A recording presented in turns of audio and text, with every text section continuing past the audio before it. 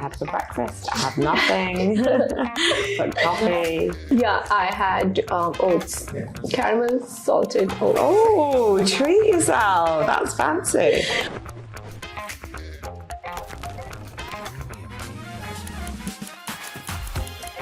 As a South Asian woman, how did your family react to it when you told them you're building in sexual health category? Firstly, they told me that I was never going to get married.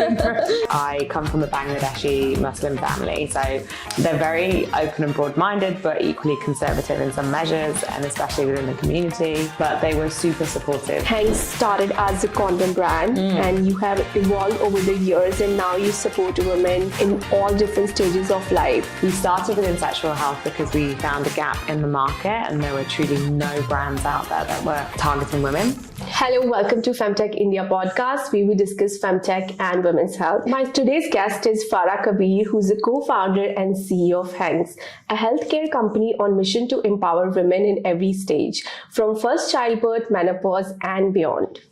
Hi Farah, how are you doing today? Hi, I'm good, thank you. Thanks so much for having me. Thank you so much for having me to your office, and I would love to know a little more about HANX, about your journey, and how did you get into this space?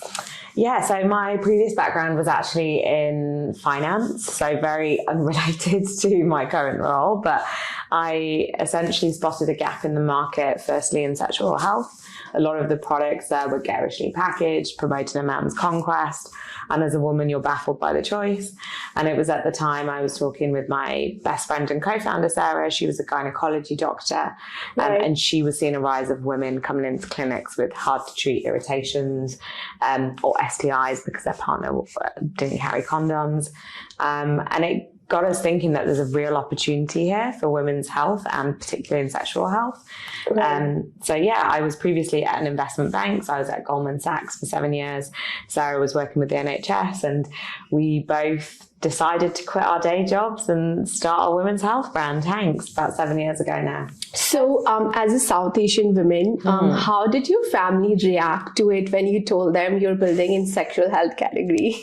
I mean, firstly, they told me that I was never going to get married, from investment banking into condoms. No, I mean, there was an initial shock. I come from a Bangladeshi Muslim family, so they're very open and broad-minded, but equally conservative in some measures, and especially within the community. But they were super supportive when I explained to them about the opportunity here, the commercial opportunity, the fact that also we're actually really supporting women's health. Right. They were totally on board. I come from a family of entrepreneurs. I'm the youngest of four. And so my siblings all have different businesses. And so the entrepreneurial side of this opportunity really excited them as well. Right. But I think, yeah, my mum is a bit of a trailblazer. She's a feminist, and I think I get a lot of my drive and passion from her. So I think deep down she was rooting for me, even if it was a taboo area to go into. Yeah, I think our parents kind of do that, and then they eventually ended up supporting us. But that's so empowering what you're doing, because you're also being that trailblazer for women of our community, right? Yeah. Overall, yeah, and I think that's super important. I don't think there are enough voices in our community. It does feel still very taboo to talk about topics such as even periods or sex education. And I think it's not just our culture. In fact, there's lots of different communities out there. And, you know, I really, from a personal standpoint, I really want to empower women to take control of their body and their health on their own terms.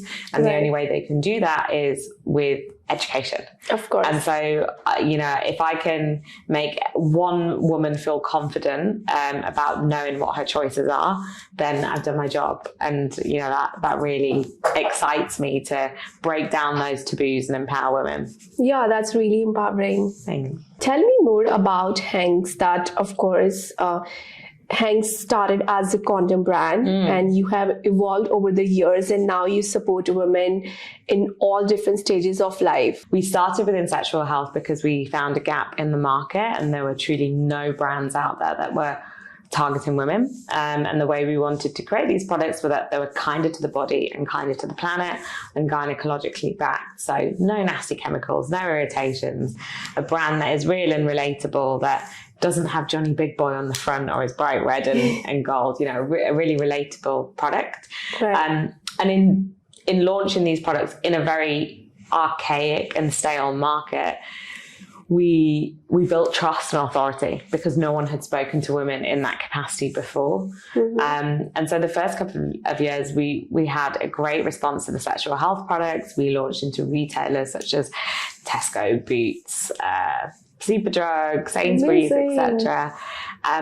But what we found is a lot of our customers were coming back and telling us what else they wanted. They'd never felt heard from a brand or felt like they really understood their health. And we found that actually in the market, there were no companies that were connecting the milestones of women's health, no companies that were connecting the dots. So there are incredible companies in sexual health, incredible companies in menopause, incredible companies in fertility, often outdated, I will say, by big brands, but no one offering that truly holistic perspective. And so our mission at HANX is truly to connect the milestones of women's health, right the way from your first time having sex to your first child, menopause and beyond. So that regardless of your age, stage, whether you're an aunt, sister, daughter, you should feel comfort coming to HANX for products or content. That's amazing. Yeah, so since we launched the condoms and lubricants, we actually have developed different products. So we've gone into supplements. So we have high-grade supplements using the same principles for menopause, libido, also pregnancy.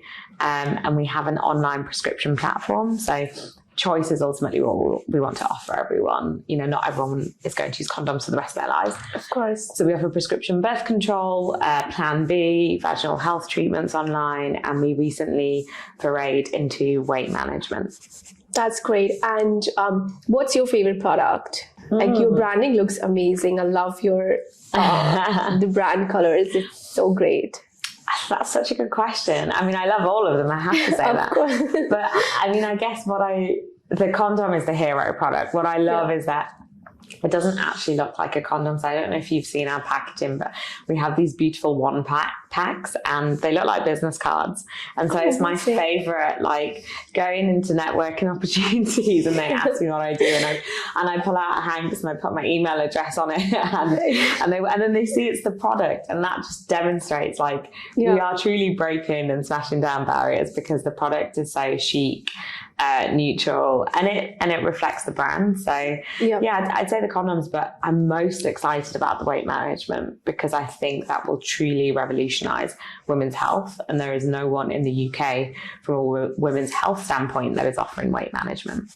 Right, that's quite exciting too. But do you think what made you add weight management products? Because there's a lot of trend about Ozempic, right? Yeah. So people have a very different perspective overall. I think we were just talking about this before. So I would like to know a little more that how this is going to empower women and how it's going to support them. It's a really interesting one. I mean, for us, in terms of our brand principles and values, we will only create and deliver products that we know are backed by science and work. So you'll never see us creating strawberry flavored lubricant or fancy feminine wipes because, whilst they're popular, they're not good for women's health or vaginal health. Course, and a gynecologist would not recommend them. So we'll only create products that are backed by science. And that's why we have prescription products such as birth control.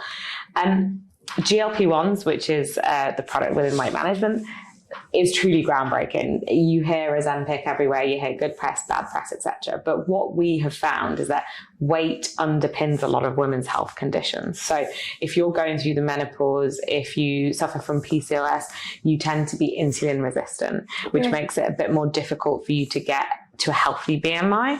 And so when we then deep dived into our customers and what they want, we also found big proportion of our customers are 25 to 35-year-olds. And at some point in that age range, they're either going to be choosing to have a family or figuring out their fertility options. They may be going through IVF or they might be egg freezing.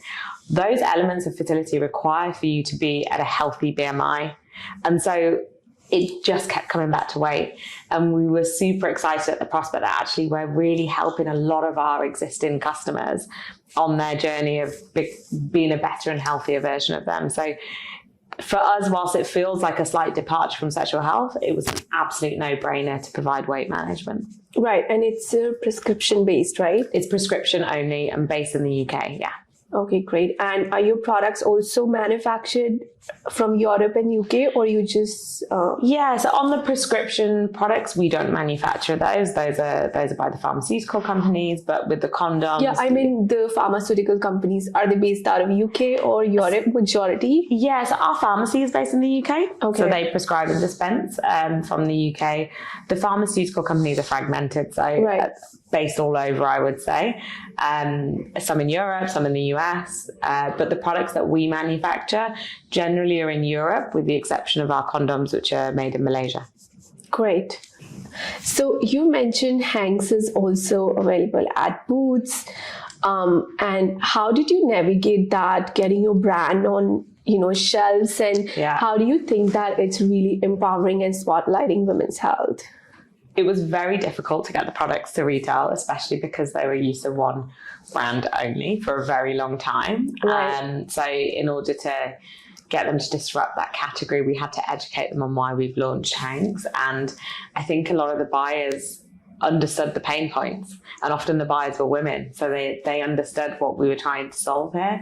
But it did take a long time to convince the decision makers that we're a good opportunity for them as well. Right. I think persistence is key. I think educating the buyers regularly, even if there isn't an opportunity to launch at that point, constantly staying in touch, letting them know what we're doing with the business. And I think the most important thing is being nimble and quick to move. As a small brand, we can be quite reactive. We can do some great stuff on social media, things that old stale brands can't do as quickly. And I think the innovation is a really key part of that. I think Tesco, Boots, Sainsbury's, they all love the fact that we were innovating products with our community in mind, because then they know those products are going to sell because it's what our community have asked for. No, great. And I also feel like many femtech women's health products, they don't really focus on offline distribution channels. And I feel it plays a huge role I definitely like that it's a great move too, because I think women's health should be mainstream, like makeup, beauty industry, how they're just empowering overall consumers, right? I agreed. Online and offline presence was super important to us from day one, because ultimately some of these products are impulse purchases. So you might be going on a date tonight and need a condom within the hour, or to go to your nearest shop. You're not going to come to our site and wait 2 days. So I think for us, retail is a super important channel. Equally, it's a brand awareness channel. By customers being able to see, touch, feel the product, they're getting additional insight into the brand that you can't get ordinarily from direct to consumer. And I think the other part is the trust and authority. When you see brands like our new challenger brands, when you see them in traditional plays like Boots and Sainsbury's, customers see that as a level of authority and trust. It's a legitimate product, it works, it's sitting next to the bigger brands. So retail is a super important strategy for us.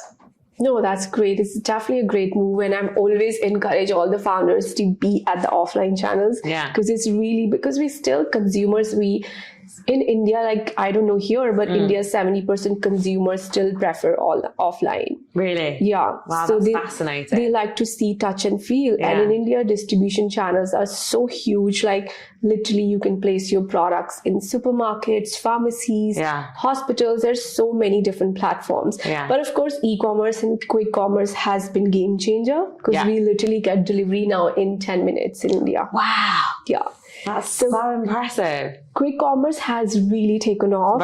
All the big guys are just putting money there. And we're seeing a lot of shift also. Like, of course, online is growing, but I always see offline presence makes so much for the brand. Right? Just being there. But also tell me, like, this must has been challenging for you as well. Like really building online model and then also navigating offline distribution. And they are, in some ways they can be managed together, but in a lot of ways they are completely separate strategies, and you need the expertise of someone in retail and you need the expertise of a direct to consumer business. And I think the two go hand in hand, because they often say that in order for someone to really recognize a brand, they need to see it 7-8 times. So like you can be seeing an advert online, you can be seeing an advert on social media, and then you go into a boot store and you see our products, and it's that resonation that I think blends the two channels together quite well. That being said, retail is a very different play. You're ultimately selling into a business rather than an individual consumer, and you need to get their buy-in in order for them to put it on the shelf. And then once you're on shelf, you need to really invest in in-store marketing. What's going to drive the customer to choose us over another competitor? How can they be educated about the product within 10 seconds? Because people don't spend that long in the condom aisle. People are still quite embarrassed to be in the condom aisle. So do you have some representative from your brand at the offline stores or no? No, so it's all just on shelf, to be honest. So a lot of it is required by the team, including myself, like to work with the buyers. We also all go into the stores. So we've got stores across the UK through these retailers where we will periodically go and mystery shop. I'll check out ourselves. Boots. Yes, please. We're in Boots, Sainsbury's, Tesco, WH Smith's, and then a bunch of online retailers as well. That's great. And also, I think you entered US market too, right? Yeah. How does that feel? I mean, of course, everybody wants to be in the US market. It's huge, but what challenges did you face? How do you see it's different? Because it's a huge consumer market, right? Yeah. Because there are massive brands there, so many products. And how do you plan to differentiate yourself what is already existing in the market? Yeah, it's a really good question. I mean, the US is a huge market, completely different to the UK, but we were already seeing a lot of organic interest. So a lot of traffic to our site from the US organically without any investment or spend there. We had a bunch of retailers reach out to us asking to stock our products, but we weren't FDA approved at the time. So seeing those organic indicators is what really triggered us to launch in the US. And we launched in a very conservative manner. So we've launched direct to consumer only. I find the omni-channel model great for our business, i.e. having a retailer and having online. The reality is doing that in the US requires significant investment spend and also probably headcount. So we have done it in the most conservative way. We've launched direct to consumer only there. So we got our products FDA approved. We've launched an entity in the US and we have a logistics partner. So we have a warehouse in the US. The intention is to grow with the omni-channel model. So finding key partners that align with our brand values that can bring the product to life. There are lots of great brands out there. I think what people really like about HANX out there is A, it's quintessentially British and there's a real love for that outside of the UK, and B, we're truly gynae backed. So, Sarah being a co-founder and a gynecology doctor, there aren't many brands out there that can see that firsthand. So do you see India as a market, like Indian sexual health overall, India as a consumer brand space for sure, right? It's a huge... Yeah, I'm super fascinated by India. I mean, I'm from Bangladesh as well, but it's got a close... It's close to my heart because I also understand the taboos and the challenges being similar cultures in such a culture. But I'm fascinated at the level of scale and growth that India has in many industries, not just in this space. And it's exciting, like you mentioned, the fast delivery within 10 minutes, like that is like what I love about the Indian market is you just make it happen. Like if someone wants it, you just make it happen. There are barriers, but you guys don't see it as barriers. You drive and deliver. And so I'm super excited by the Indian market. I'd love to see a HANX presence there in future. It would be great to learn a bit more about what that looks like. Obviously, a big portion of our consumers are women. I'd love to understand more about the purchasing power of women and the decision-making powers, and equally empower men on these products. So, watch this space. You're going to help me get there, right? Yeah, for sure. India is huge in terms of, if you look at demographic power. Yes. The women only, if you target 50%. Yeah. It's huge number. Right. It's 8.5% of world population. Just women. And India has evolved and changed so much because, I always look at growth of other industries, how are they performing, and just look at Bumble when they came to India and they really changed the culture of giving more empowerment to women to decide who they want to go on date. Yeah. And that culture was not there 10 years back. Yeah. Like, which I think is super exciting for me to see, because it means that women can truly be in a position where they feel empowered to take control of their sexual health and beyond. Right. So I'd love to explore that. I think it also fills my heart with want to know that, you know, we're truly smashing down taboos by launching products like we do in India. No, for sure. Absolutely. What has been the most inspiring thing you've learned since you've launched HANX? I mean, HANX, I know this sounds cliche, but HANX does inspire me every day. I feel like every day is different. There are different challenges. I'm learning so much about women's health that I probably wouldn't have if I stayed in finance. Right. I'm learning about the disparities in women's health, and it really saddens me. It frustrates me, but it's the thing that keeps me going to really drive HANX's mission. You know, I think there are so many women's health conditions that have just not had a focus or the light or the research. You know, seeing the research on women's health conditions that have been researched on men, like, it just baffles me. It was only until like the 80s that we started to see research come into play that are actually focused on women. Right. So I think there's a lot more that can be done, but you know, that's the thing that I've learned the most, like really connecting those dots in women's health. It is truly all connected. And I think beyond offering medicines and products, like, you need to know your body inside out. And the only way you're going to do that is by educating yourself and learning what are your choices. And I think beyond the products that we create, like, we have a whole host of content on our site, from fertility to women's health to relationships, sex. And I think the content side is equally as important as the product side, because at some point in your life you may not need the products, but you need to be educated on what your choices are. So yeah, there's so much we love HANX, but the women's health side, particularly the health side, I really want to champion better transparency around women's health and what we can do to get more support. No, absolutely. And of course, you did mention about the content part as well, right? And content trends just keep on changing. Yeah. Like, social media has every day something new coming up. Yeah. And there are a lot of talks about hot girl summer. Like, you know, there are different things. Like, every day something new is there. Yeah. But isn't that sometimes we feel like there's so much pressure? Yeah. How do you define that hot girl according to you? What is the definition? Is that like looking that skinny or just everything put together? I think hot girl summer, brat summer, like, I can't keep up. Am I too old for this stuff? Like, I mean, I think any of these terms, it ultimately comes down to confidence. I don't think it's about physicality or how you look or what you feel. It's about how you feel inside. And that often is driven by confidence. Like, you need to love yourself, know your body, know who you are as a person, in order to have a hot girl or a brat summer. I don't think there's any true characteristics other than confidence. Right.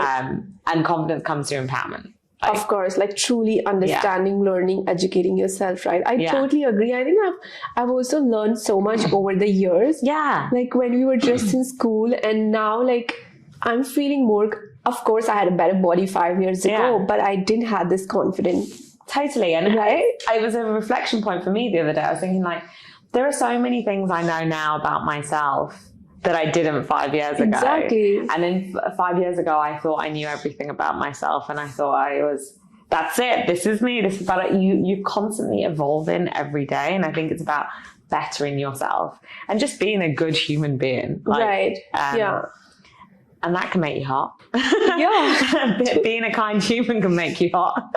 Totally. Not sure about the brat side. Yeah. But also, like, you come from finance background, right? And what was your challenging, of course, building funds? Did you feel that you were treated in different way because being a woman of color? Because I honestly talk to founders around the world, and there's so many women actually come up to me, say that because they look different, they were treated different. Yes. And actually, when I also initially started, because I didn't come from industry, like, I'm not from healthcare background, and I was also kind of feeling intimidated because we met at Paris, right? The MedTech, and I was so nervous that time because I'm like, oh my God, all these people are so solid. They had a certain way of speaking. You know, I'm from India. So I was so scared person, like literally. And I think that really changed my perspective. But I was confident that what I bring on table. And I think, you know, over the years, like now it's been 2 years and I've evolved and learned so much because it just doesn't define me, you know, the way I talk as a person, like with certain accent. It's all about what value I bring to in terms of business, in terms of helping founders, right? And of course, I think confident you just build on, as you said, it's just within. But tell me, like, what has been your experience? Of course, you're a woman of color. You come from finance background, which is great because many women are like, we don't have finance background. We find trouble raising funds. So how has your experience been overall?